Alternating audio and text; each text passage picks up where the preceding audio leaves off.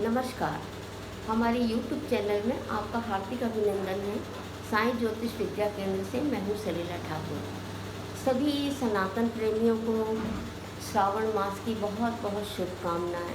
वैसे सावन महीने के बारे में तो आप सभी को बहुत अच्छी सी जानकारी है, पर इस बार डबल सावन है। ये तो आप लोगों को भी मालूम है कि एक पुरुषोत्तम मास चलेगा।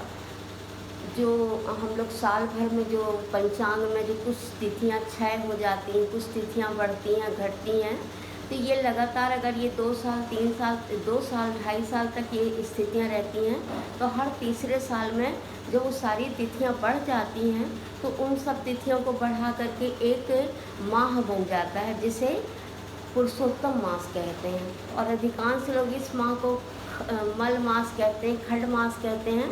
तो ये मल मास तो नहीं कहना चाहिए, क्योंकि मल का शब्द ही अर्थ ही अच्छा नहीं लगता। बोलते हैं ना मल मास, मल मल बहुत गलत चीज़ है, खराब चीज़ को मल कहते हैं। मल मास नहीं है ये है पुरुषोत्तम मास। पुरुषोत्तम का अर्थ भी आप जानते हैं, जो सबसे उत्तम हो उसे पुरुषोत्तम कहते हैं। हर 3 वर्ष में पुरुषोत्तम मास आता है और ये बड़ा ही सर्वश्रेष्ठ महीना माना जाता है। इस महीने को कोई भी ये भूल के भी ना बोले मल मास, खंड मास, ये बिल्कुल बोलने की भूल ना करें। इस मास को बड़े प्रेम से पुरुषोत्तम मास कहा जाता है। तो इस माह में जितने भी सत्कर्म किए जाते हैं उसका डबल फल मिलता है, क्योंकि हर साल तो हम वो चीज़ें मनाते हैं, पर जब ज़्यादा हो जाती, कोई भी चीज़ अगर अधिक मात्रा में होती है तो हमको खुशी होती है ना। जैसे सैलरी किसी की ज़्यादा हो गई, या किसी ने 2-2 मकान खरीद लिया, इस तरीके में डबल में ही आदमी को बड़ी खुशी मिलती है। तो यही सोचिए कि आपको ये बहुत ईश्वर ने एक इतना बड़ा वरदान दिया है पुरुषोत्तम मास के रूप में। सावन महीने में जितनी शिव जी की पूजा करिए। हर साल लोग शिव जी की पूजा करते हैं, पर इस साल कुछ विशेष महत्व है ये पुरुषोत्तम मास में जितना भी सत्कर्म किया जाए वो बिल्कुल उसका 100% लाभ ही मिलता है। तो सावन मास में हर कोई अपने अपने हिसाब से शिव जी की पूजा करता है। कोई घर में पार्थिव शिवलिंग बनाते हैं, कोई घर में जो शिव की लिंग है उसी में प्रतिदिन अभिषेक करते हैं, कोई मंदिर जाते हैं। सभी अपने अपने हिसाब से जिसके पास जैसा समय है वो काम करते हैं। पर अगर हर साल की अपेक्षा इस साल एक विशेष मैं कुछ बता रही हूँ आपको। पुरुषोत्तम मास, वो भी सावन महीना, डबल सावन, बड़ी खुशी की बात है। तो इस महीने में अगर मान लो आप पार्थिव शिवलिंग बनाते हैं, जिसको मिट्टी का शिवलिंग कहते हैं, तो मिट्टी के शिवलिंग को प्रतिदिन बनाया जाता है। इसमें शुद्ध मिट्टी मिला करके, इसमें गंगा बालू मिला करके, गंगा जल, नर्मदा जल, सभी शुद्ध नदियों के जल मिला करके, और थोड़ा सा बेसन, चंदन, सारी चीज़ें मिला के शिव जी की इतनी बड़ी प्रतिमा बनाई जाती है। शारदा बड़ी में अपने अंगूठे जितनी ही प्रतिमा बनाई जाती है।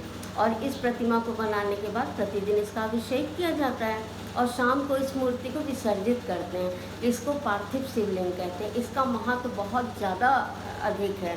और मान लो कोई नहीं बना सकता तो कोई बात नहीं, आप जैसी पूजा करते हैं वैसा करिए। पर इस साल बोलने का मतलब ये है मेरा कि ये जो पुरुषोत्तम मास है ये बड़ा वरदान स्वरूप आया है हम सभी के लिए। अब जिसकी कुंडली में बहुत सारे योग बने रहते हैं कि काल सर्प योग का आपने नाम सुना होगा, क्योंकि जनरली बहुत सारे लोगों के दिमाग में काल सर्प बना है, पितृ दोष बना है, मंगली दोष बना, बहुत सारे दोष कुंडली बनते हैं। तो उसका निवारण कैसे किया जाए? मान लीजिए कि आप किसी कारणवश बहुत अधिक खर्च नहीं करना चाहते हो, घर में ही कर लें, तो आप पार्थिव शिवलिंग बनाएं और उसकी विधिवत पंचामृत स्नान करा के, और उसके सारे जो शंकर जी में जो चीज़ें चढ़ती हैं वो चढ़ाने के बाद और उसको विसर्जित कर दें। ये लगातार अगर आप सावन मास में करते हैं तो बहुत अच्छा है। मान लीजिए आपके पास समय नहीं, तो इस बार जो सोमवार पड़ेगा, मेरे ख्याल से 8 पड़ रहे हैं, ऐसा कुछ है, तो हर सोमवार में आप एक पार्थिव शिवलिंग बनाएं, उसकी विधिवत पूजा करें और इसको विसर्जित करें। इससे भी 100% लाभ होगा। और मान लीजिए किसी के कुंडली में काल सर्प योग बना है, काल सर्प योग के लिए क्या करें? काल सर्प योग के लिए भी यही है, इसकी विधिवत पूरी पूजा करना चाहिए। और आप छोटे छोटे ये इसके तांबे के छोटे से नाग नागिन के जोड़े आते हैं, मार्केट में मिलते हैं, ये सारे इन जोड़ों को किसी भी सोमवार के दिन, ऐसा नहीं कि आप सभी दिन करें, जो सोमवार आपको सुटेबल हो जाए उसी में आप करें ना। उसके जोड़े ले, अगर आपको पीतल का लाना है, तांबे का लाना है, चांदी, जैसी आपकी श्रद्धा, कोई दिक्कत नहीं है तो मिट्टी के भी बनाते हैं, सब में ईश्वर प्रसन्न है। तो वही है, 2 इसके नाग नागिन के जोड़े ले आएँ, उसकी विधिवत शंकर जी की पूजा के साथ साथ उसकी भी बहुत अच्छे से पूजा करें आप। और इसका एक विशेष मंत्र होता है, जैसे शिव जी के तो सभी मंत्र आप लोग जानते हैं, तो बोलने की बात ही नहीं है।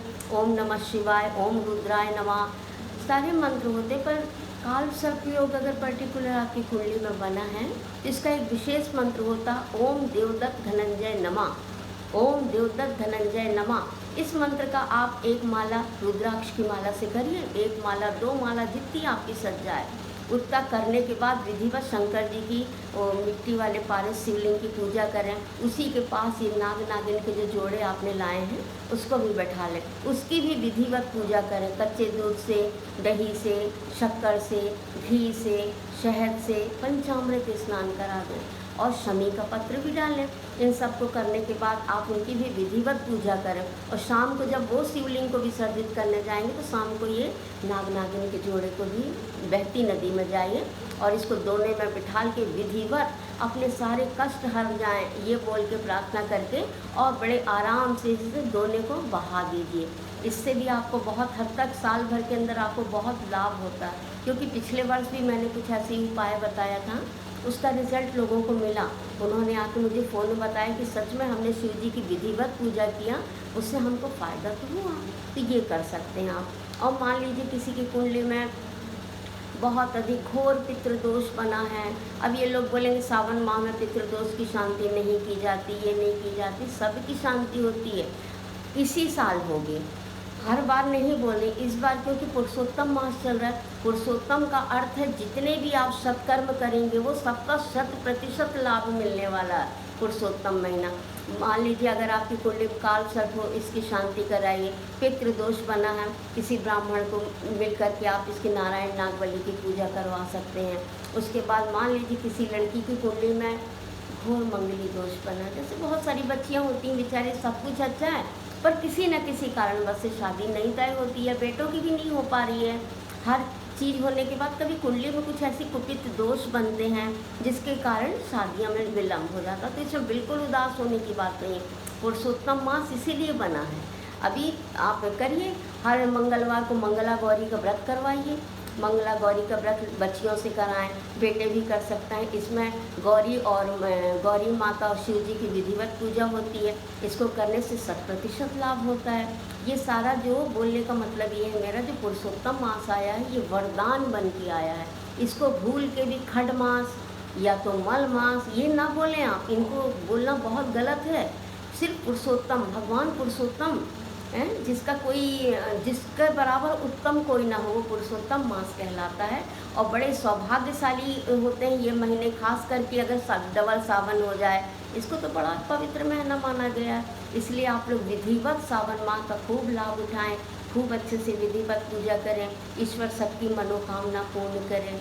और एक और उपाय आपको बताती हूँ, अगर मान लो बहुत अधिक चंद्रमा आपका परेशान कर रहा है, जैसे कई लोगों की कुंडली में नीच का चंद्रमा रहता है, किसी की कुंडली में ये बना रहता है ग्रहण दोष, चंद्रमा और राहु चंद्र केतु का ग्रहण दोष, या तो किसी की कुंडली में शनि चंद्र का विष योग बना रहता है, इसके कारण ना ये हो जाता है आपका चंद्रमा दूषित हो जाता है।